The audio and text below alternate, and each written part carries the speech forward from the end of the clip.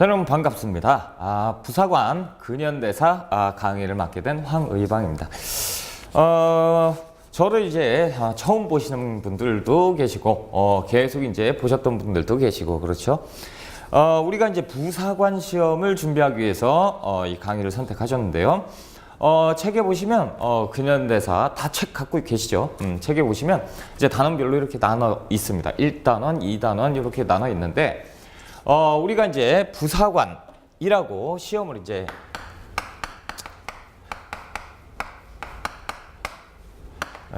처음 이제 접하실 건데, 부사관 시험은 여타 다른 시험과는 좀 틀립니다. 그래서 전근대사부터 근현대사까지 시험을 이제 보통 보게 되는데, 우리 시험은 이제 근현대사죠. 근현대사에서 시험이 많이 나와요.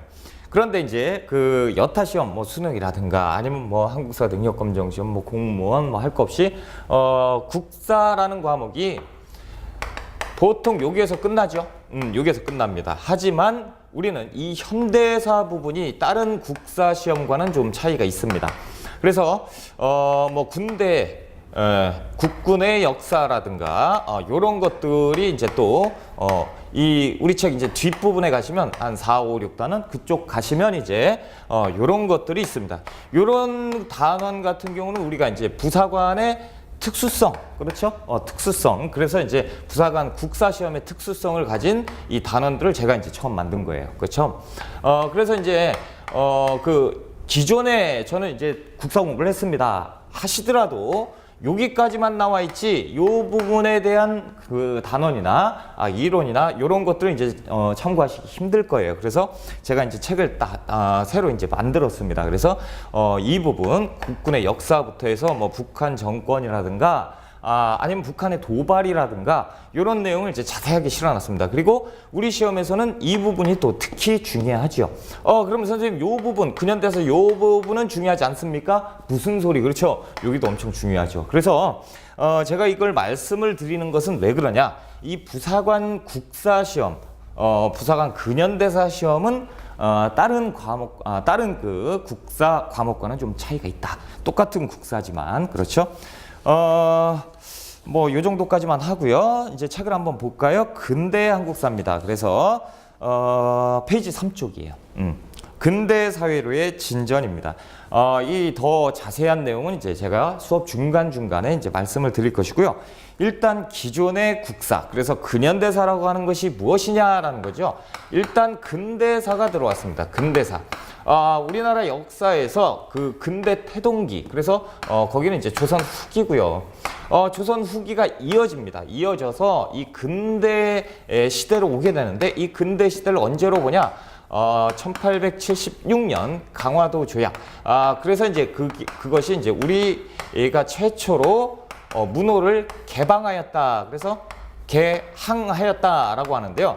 이 1876년 이후를 근대사라고 부르고 있습니다. 그래서 이 근대사 어떻게 이제 이루어지느냐? 그러니까 우리 책에서 이제 공부하는 부분은 어디부터다?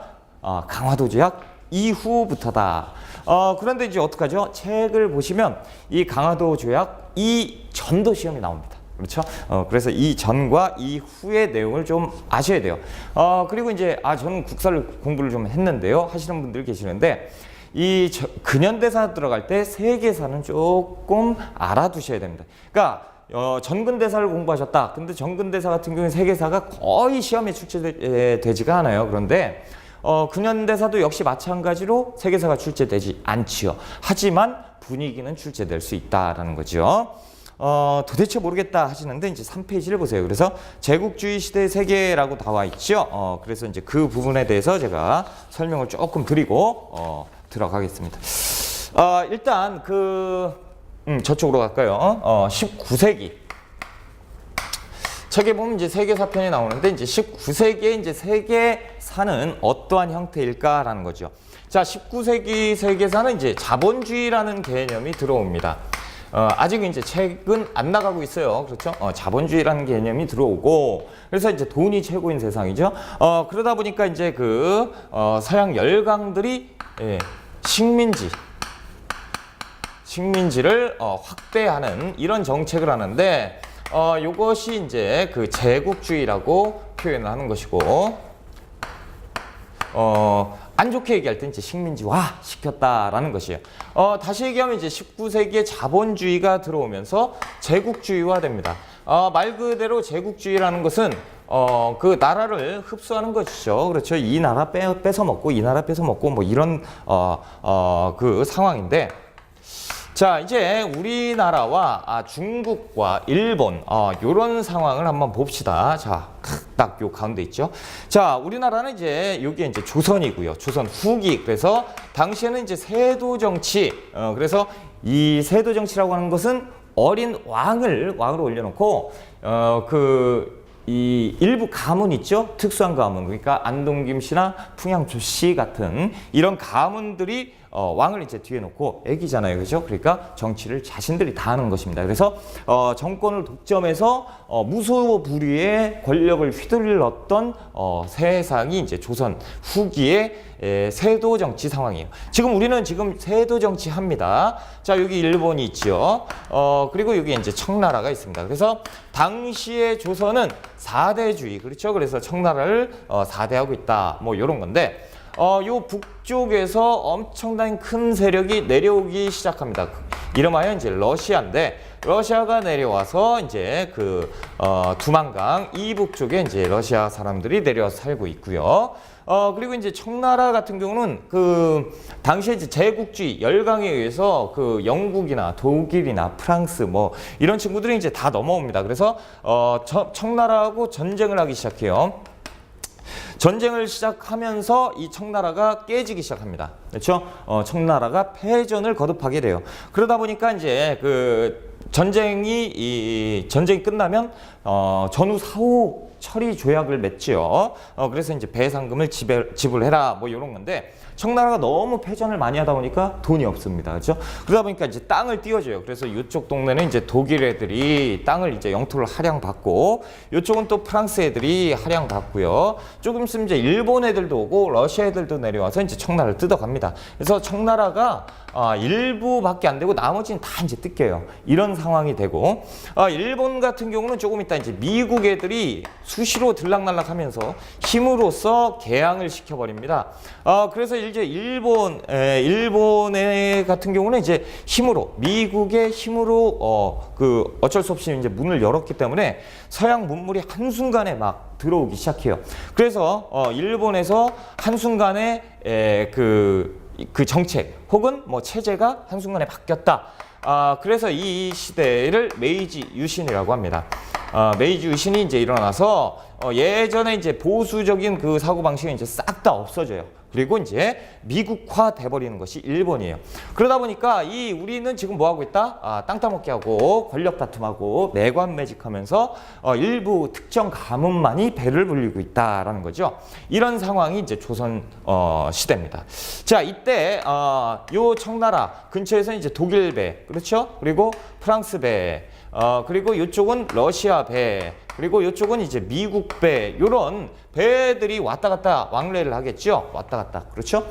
그러다 보니까 이 조선에서는 그 조선에는 나룻배, 그렇죠? 뭐 노 적고 사공 있는 이런 상황이었는데, 지금 보면 이때 당시에는 다 무슨 배입니까? 증기선. 그러니까 막 철로 돼가지고 막 엄청나게 크고 뭉 해가지고 그런 배들이 이제 다닌단 말이죠. 그러다 보니까 우리 그 예전에 같은 경우에 조선 사람들은 여기에 이제 배가 다녀도 그냥 배 같은 것들이 이제 떠다닌다 뭐 이 정도였는데, 지금은 어떻게 보이겠어요? 이들의 눈에는 산이 막 움직이는 것처럼 보이고 외계인이 막 왔다 갔다 하는 것처럼 보이고, 그렇죠? 이 안에 조선 백성들은 수탈이 너무 심했기 때문에, 그렇죠? 세금을 막 2배, 3배 물고 막 그러죠. 그러니까 이 농촌에서 이탈해가지고 나는 세금 내기도 싫고 조선 백성 싫어. 산으로 가가지고 도적대가 되기도 하고, 농민봉기, 여기 이제 홍경래난이라든가 진주 농민봉기, 요런 것들 전국적으로 이제 그 밀란, 그렇죠? 민중 봉기들이 일어나고, 그러다 보니까 조선은 이제 망해간다. 뭐 이게 이제 뭐 그 외계인들이 왔다 갔다 하고 말이죠. 이 배들이 뭐예요? 모양이 다른 배. 그래서 이양선이라고 해요. 이양선이 출몰하니까 산이 움직이고 말이지. 말세가 도래했다. 그렇죠? 종말론이 막 팽배해지고 이런 상황이 지금 딱 조선 후기입니다. 이때부터 우리가 이제 공부를 하는 거예요. 그렇죠? 자, 그렇다면 이때 당시에 우리가 이제 그 제국주의 열강이 그 힘을 하고 있을 때 조선 내부에서는 어떤 일이 벌어졌느냐? 자, 방금 말씀드린 대로 세도 정치가 이루어지죠. 그래서 순조, 헌종,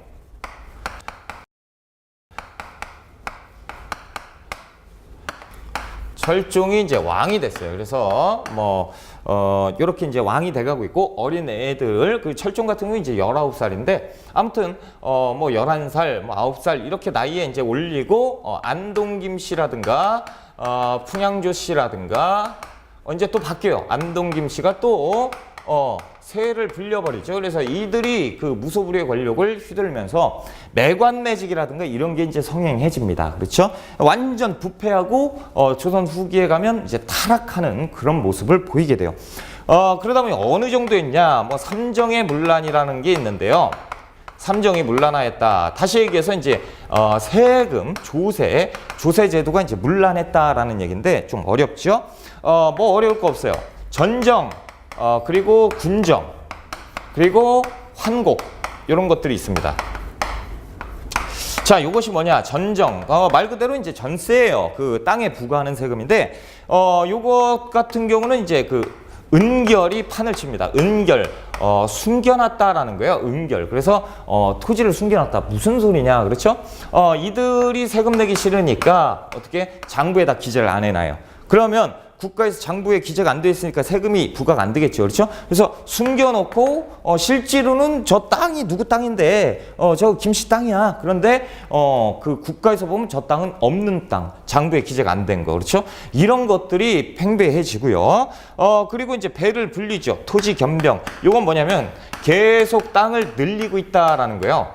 땅을 그 땅을 계속 늘리면 그 아래 이제 부리게 되겠죠. 그렇죠. 양반이잖아요. 저는 양반이고, 소작인을 불려서 막, 이렇게 해서 소작료는 2분의 1, 당시 50%를 냈어요. 그러니까 내 땅에서 일을 하게 시켜놓고 그 농부가 이제 농사를 짓죠. 농사를 짓고 100만 원어치를 벌었다. 그럼 나는 앉은 자리에서 50만 원 받고, 그렇죠? 이런 토지 겸병, 이런 거. 그런데 세금은 안 내죠. 이런 상황.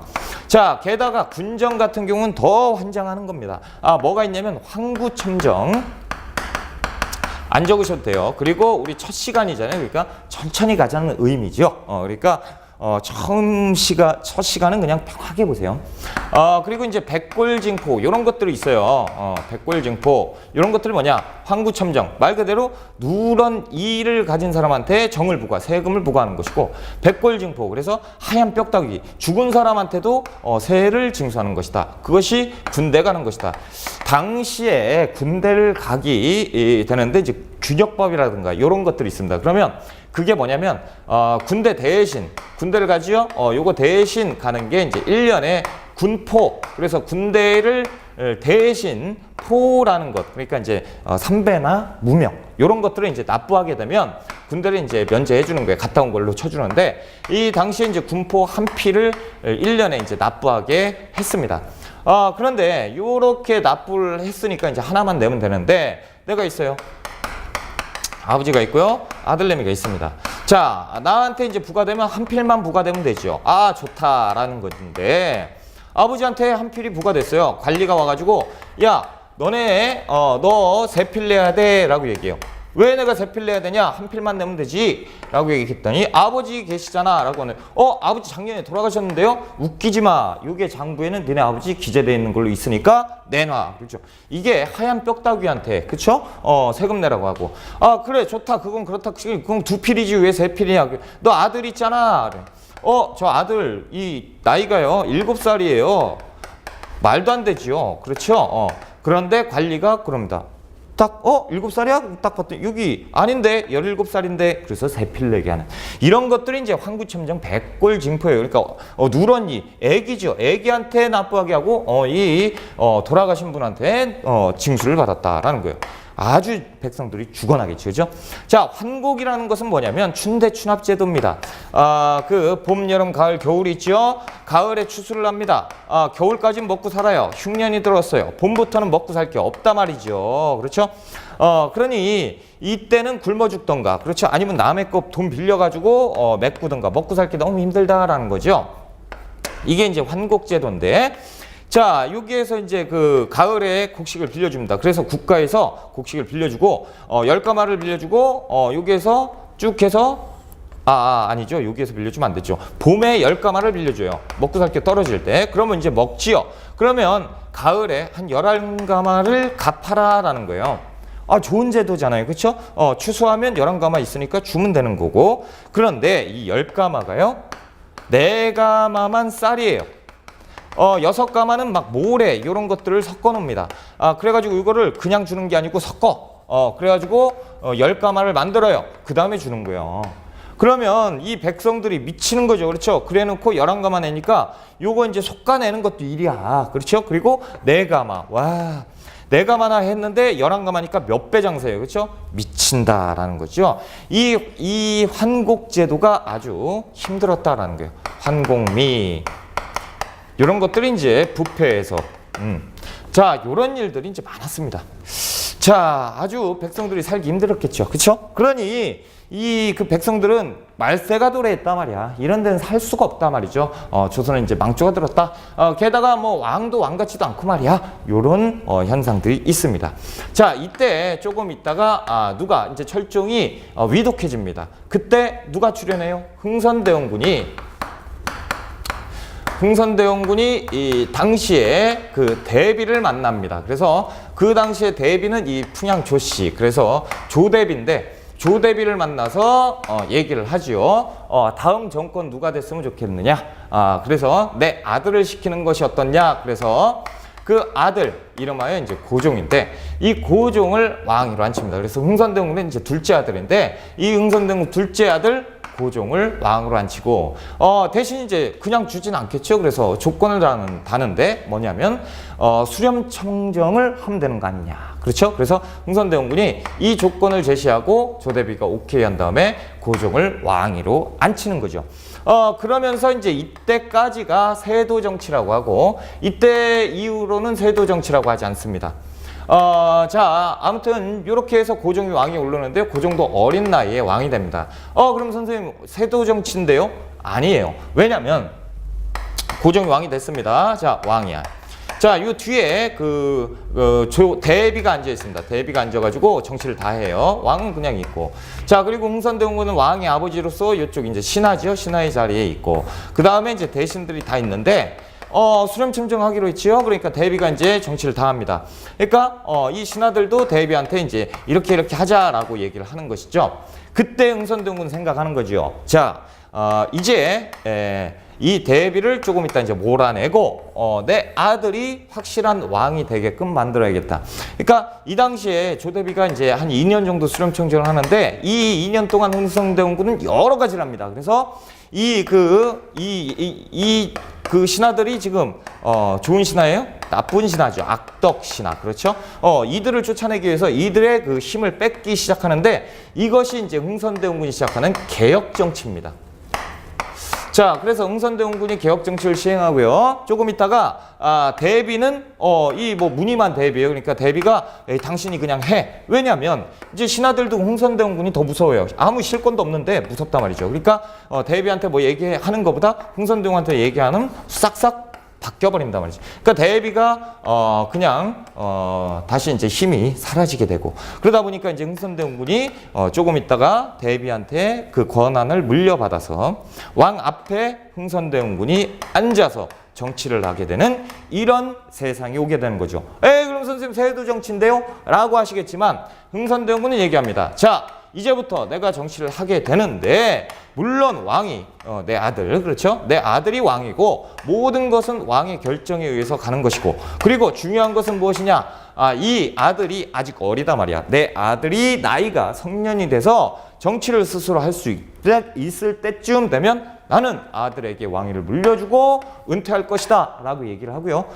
실질적으로 이제 자의반 타의반으로 흥선대원군이 때가 됐을 때 고종에게 권한을 물려주고 은퇴를 합니다. 그러니까 이때부터 우리가 세도정치라고 부르지 않는 거예요. 아무튼 이렇게 돼서 우리가 이제 책에 나와 있는 것들이 거기에 있습니다. 그래서 3페이지에 보시면 2번 개화와 자주운동 나오죠. 그래서 19세기 후반에 국내외 정세, 그래서 국외 상황을 지금 공부를 다 했어요. 우와, 선생님 이렇게 천천히 수업을 나가시면 어떻게 합니까? 이게 책 나가겠어요? 걱정하지 마세요. 엄청 빨리 나갑니다. 저 아시는 분들 계시죠? 와, 선생님 이렇게 나가니까 되게 좋다. 그렇죠? 옛날 얘기도 해주고 막 좋다. 근데 저 아시는 분들은 아시겠지만 조금 이따 막 순식간에 수업 나갑니다. 그러니까 정신 똑바로 차리셔야 돼요. 자, 국내 상황, 국외 상황. 그래서 이양선이 출몰을 하고 뭐 이런 상황이었고, 흥선대원군이 집권을 했습니다. 드디어 시작됐습니다. 흥선대원군의 왕권 강화. 그래서 흥선대원군이 일단 개혁을 시정하는 것이 이 삼정의 분란을 시정을 하자라는 거죠. 백성을 위해서. 그렇죠? 흥선대원군이 이제 힘을 키워야겠지요. 그러려면 어떤 것?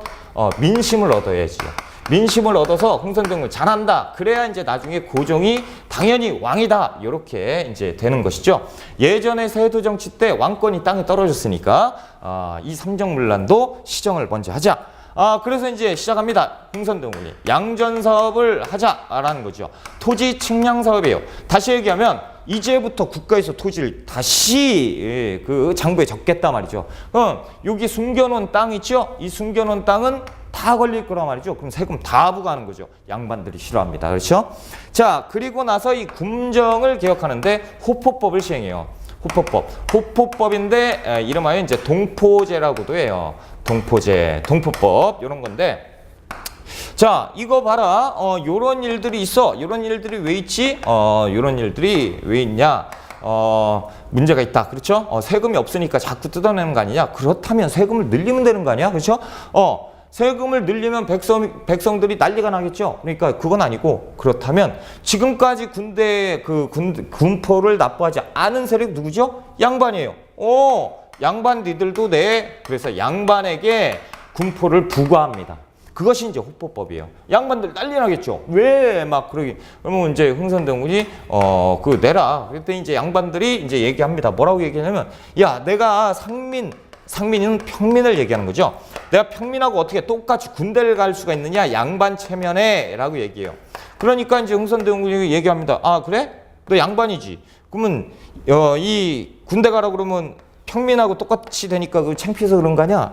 그러면 너 소장농 있잖아. 개똥이 있잖아. 그렇지? 얘 이름으로 납부하면 되잖아. 그럼 네가 가는 게 아니고 얘가 가는 거 네가 돈 내본 일 된 거 아니야? 그러니까 이제 양반들이 아무 소리 못 했다라는 거죠. 자, 그리고 이제 환곡제입니다. 환곡제는 사창제를 시행해요. 사창제. 이름하여 이 사창제는 뭐냐면, 아까 이제 환곡제라고 했습니다. 자, 그래서 이 의창이라는 건물이 있는데 여기에서 이제 곡식을 빌려줘요. 그러면 누가 빌려주냐면 관리가 중간에서 빌려줍니다. 누구에게? 농민에게 빌려주지요. 자, 관리가 아까 4가마를 주고, 원래 황공민은 10가마지요. 10가마 중에 4가마를 주고 6가마 섞어가지고 이렇게 하지요. 그러면 몇 가마 남지요? 6가마 남지요. 6가마 남는 건 누구예요? 관리 거죠. 이 중간에서 이렇게 착복을 해버리잖아요. 그러니까 흥선대원군이 이 문제는 해결하는 간단하단 말이지. 얘들 빼. 그렇죠. 얘들 빼고 돈 많고 지역에 농민이라든가, 그렇죠? 양반 중에서도 권한이 있고 명성 있는 양반을 집어넣어. 그렇죠? 이름하여 사인을 개인 있죠? 개인 사자예요. 그래서 사인을 집어넣으면 누가 이걸 착복을 하겠냐 이거야. 그렇죠? 그러면 10가마 그대로 10가마 갈 거 아니냐. 이름하여 그 지역 유지에게 일임하는 제도가 사창제입니다. 그렇죠? 그러니 백성들이 이 삼정의 분란이 어느 정도 시정되니까 기분 좋다라고 할 거 아닙니까? 그렇죠? 이것이 가장 크게 흥선대원군이 이제 했던 것이고 이 내용 세 가지 있죠. 특히나 이 두 가지는 절대 잊어버리시면 안 돼요. 그래서 흥선대원군이 개혁하기 위해서 시정했던 내용이 무엇이냐? 후포법, 사창제. 시험 엄청 잘 나옵니다. 그렇죠? 이 내용 이제 알아두셔야 돼요. 자, 그리고 이제 흥선대원군 같은 경우는 이제 3페이지 볼게요. 3페이지에 맨 아래 보시면 왕권 강화를 시행합니다. 지금 보셨죠? 흥선대원군이 왕이에요? 왕의 아버지예요. 그렇죠? 왕의 아버지인데 왜 왕권 강화냐? 왜 왕권 강화예요? 조금 이따 왕권을 강화시키고 아들에게 권한을 주고 집에 갈 거라니까요. 그렇죠? 그래서 흥선대원군은 왕은 아니지만 왕권을 강화시키는 아들을 위해서, 그렇죠? 왕권 강화 정책을 시행합니다. 그래서 흥선대원군의 정책은 다 암기를 하셔야 돼요. 자, 첫 번째, 왕권을 강화하는데 세도 정치를 타파하기 위해서 능력에 따라서 인재를 등용하겠다라는 건데 한 페이지 넘겨보세요. 4쪽에 보시면 흥선대원군의 개혁 의지입니다. 흥선대원군이 딱 나타나서 얘기하죠. 정권을 잡은 다음에 나는 천리를 끌어다 지척으로 삼고 라고 얘기해요. 천리를 끌어다가 지척으로 삼고. 그럼 뭐예요? 어디에서 끌어온다는 거지요? 누구를? 내 친구들. 그렇죠? 내 친구들을 하니까 좀 이상하죠? 내 가족들을 끌어오겠다. 다시 얘기해서 종친을 끌어들여서 중앙 그 요직에다 놓겠다. 이 얘기예요. 그리고 태산을 깎아서 평지를 만들 것이며, 자, 태산을 깎는데요. 그래서 이것을 평지로 만들겠다. 당시의 집권 세력, 부패한 세력, 노론 집권 세력들을 억압하겠다라는 얘기예요. 니들 다 쳐낼 거야? 이 얘기고. 남대문을 3층으로 높이려 한다라고 하는데 남대문은 남인입니다. 그래서 조선 후기에 가면 이제 실학이라는 건 좀 아시죠? 실학자들이 남인 출신들이 많았어요. 그러니까 남인 출신들이 좀 개혁적이고 좀 의식 깨어 있고 지식도 있고, 그렇죠? 이 친구들을 다 데리고 오겠다라는 얘기죠. 그러니까 무서워서 벌벌 떨겠죠. 그렇죠? 신하들이. 자, 그리고 두 번째, 비변사를 폐지합니다. 이 비변사라는 놈, 비변사는 당시에 그 국방을 변방을 방비하기 위해서 만들어 놓은 기구예요. 자, 이 비변사라는 것은 건물인데 여기에 이제 중앙 요직에 있는 사람들.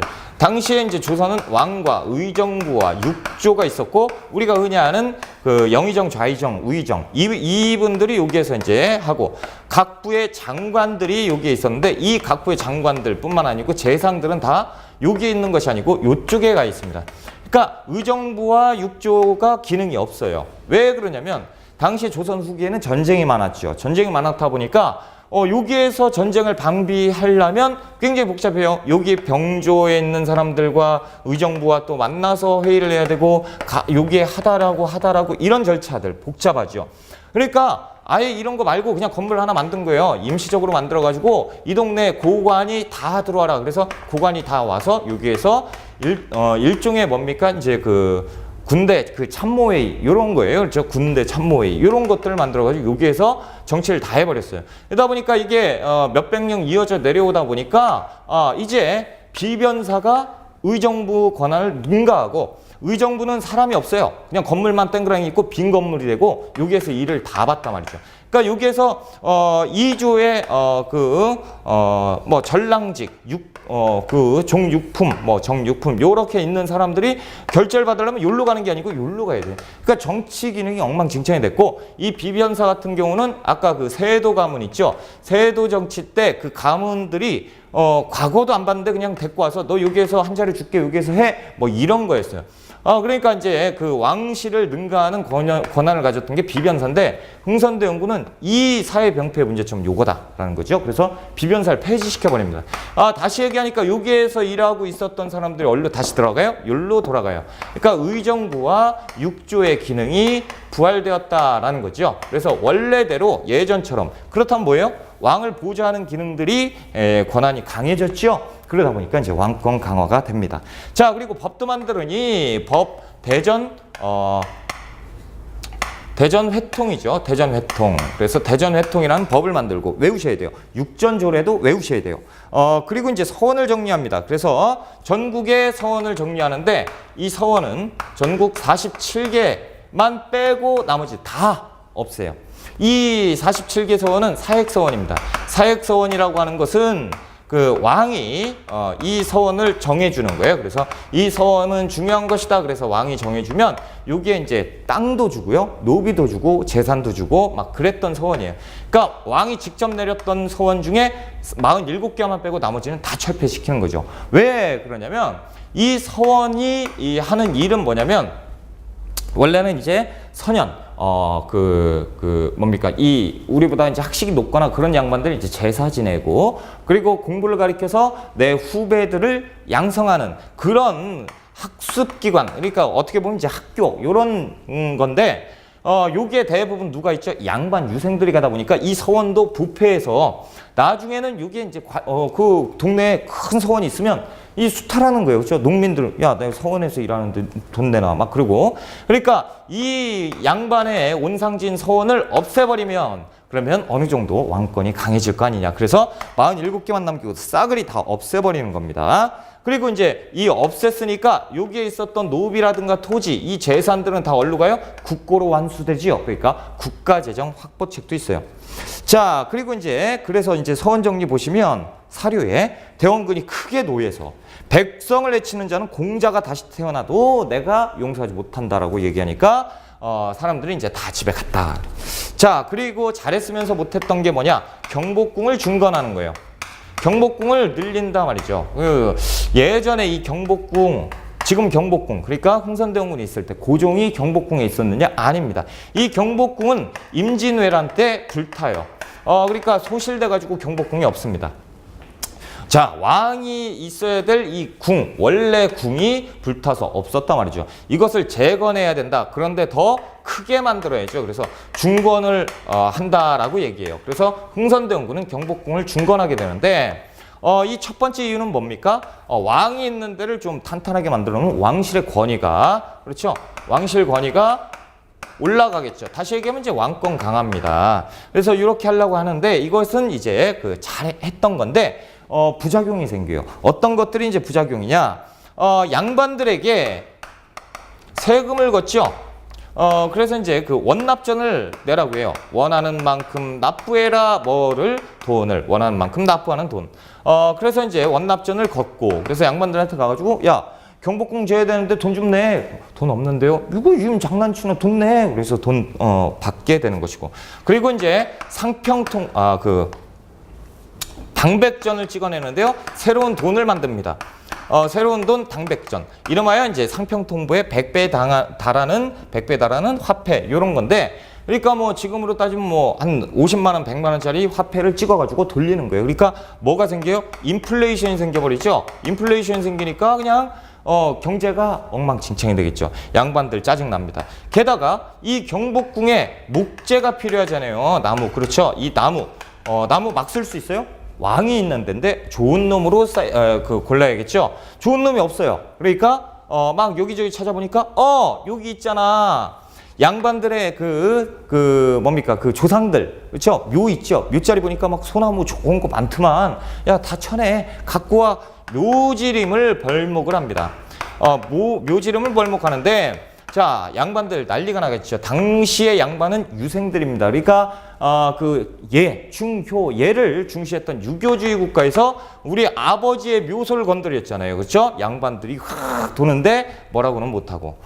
그러면 이제 백성들을 좋아할 것 같죠. 그런데 백성들도 짜증납니다. 왜? 노역에 동원되지요.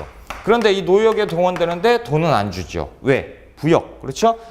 역의 의무. 그래서 백성들이 막리를 막 하게 되죠. 노가다, 그렇죠? 경복궁을 막 짓게 되니까 이 백성들도 짜증이 확 나면서 문제가 심해지고 있다라는 거. 자, 아무튼 그 아래 보시면 이제 민생 안정책이 있어요. 그래서 삼정문란을 시정하기 위해서 전정, 군정, 환곡, 이런 것들은 이제 시행을 했다라는 거죠. 그래서 그 표에 흥선대원군의 개혁을 정리해 놨습니다. 그렇죠? 참고를 해보시고요. 자, 이제 흥선대원군의 대외정책인데요. 지금까지 이제 대내정책을 봤습니다.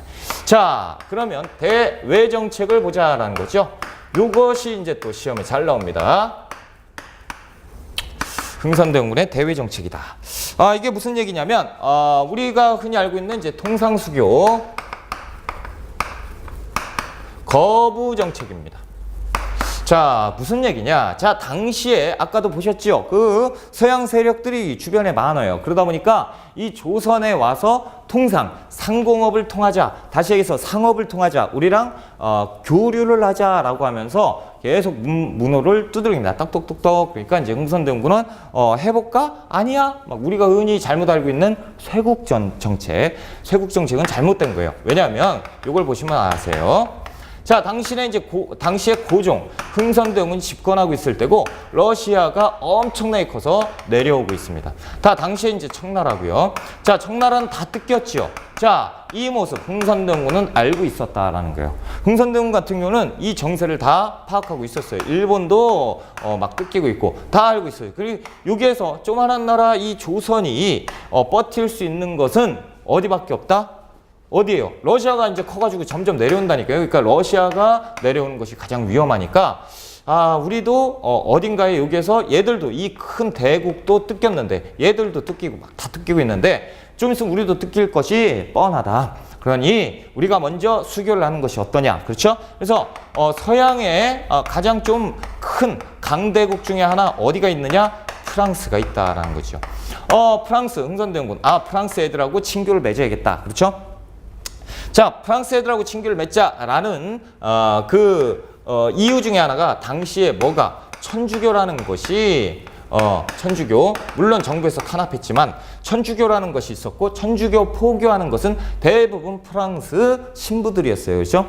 그러니까 프랑스 신부들이 여기서 왔다 갔다 하니까 흥선대원군은 프랑스 신부들 데리고 옵니다. 그래서 먹을 것도 주면서 야 친해지자 그러면서 얘기를 합니다. 프랑스 신부들이 좋다 막 그럴 때 이제 흥선대원군이 얘기하죠. 야, 니네 나라에 가서 우리가 니들한테 잘해준 거 있지. 이것도 좀 얘기해주고 우리하고 친교를 좀 맺자라고 얘기를 합니다. 그럼 프랑스인은 얘기해줄게 라고 얘기하고 기다리는데 안 오지요. 그렇죠? 왜 그러냐면 프랑스 신부 말 그대로 신부예요. 그렇죠?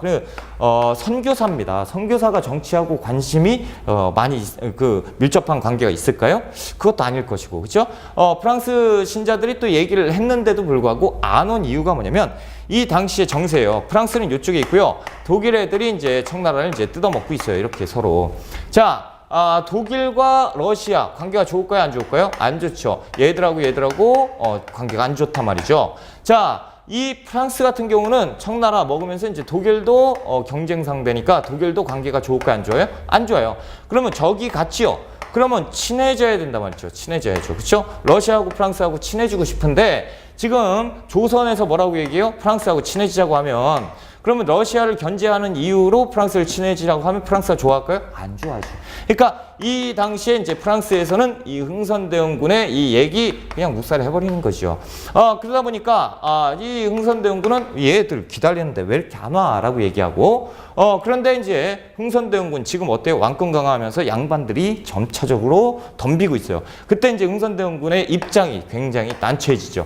자, 이제 양반들이 대거 궁에 몰려와서 양반들이 상소하기 시작합니다. 아니되옵니다. 왜 그러죠? 양반 유생들, 당시의 천주교, 이거 말도 안 되는 거죠. 평등사상이고 조선 왕조를 부정하고, 그렇죠? 제사도 안 하고 이런 배은만덕한 사교, 이 이단 종교를 천주교라고 하는데 흥선대원군이 요거랑 놀고 있단 말이죠. 이런 말도 안 되는 일이 있냐 그러면서 흥선대원군이 완전히 정치적인 고립 상황에 빠져버립니다. 이것을 타개하기 위해서 어떻게 하냐면 어쩔 수 없다. 그렇죠?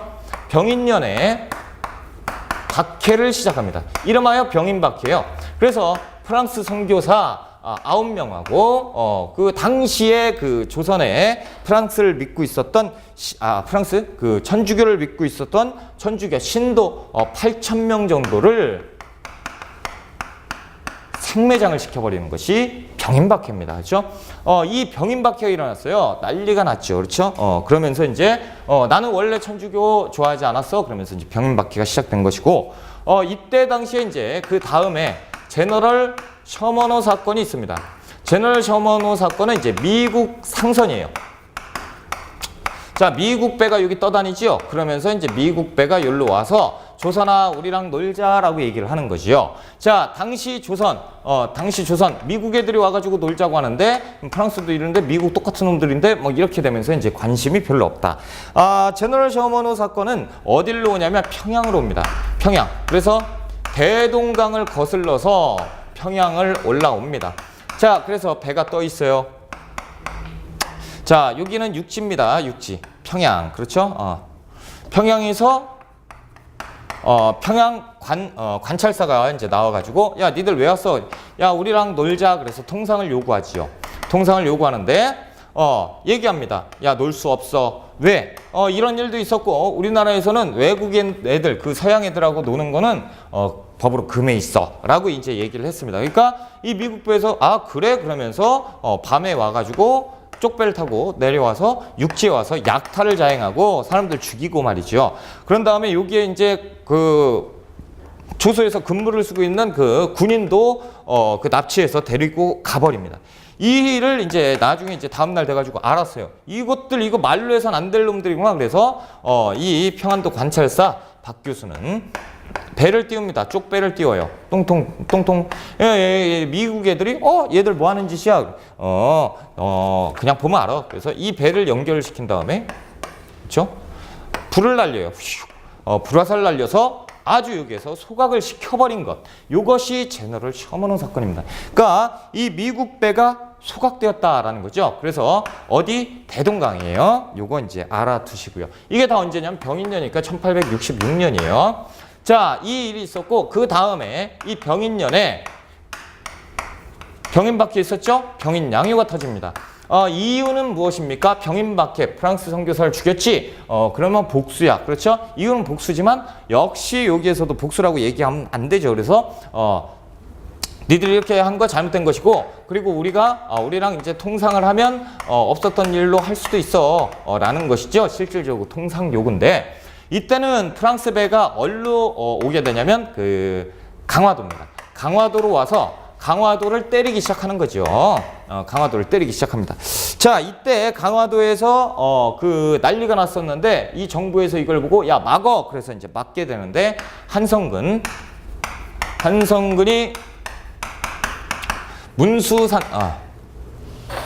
문수산성에서 이제 막았고요. 그리고 양원수가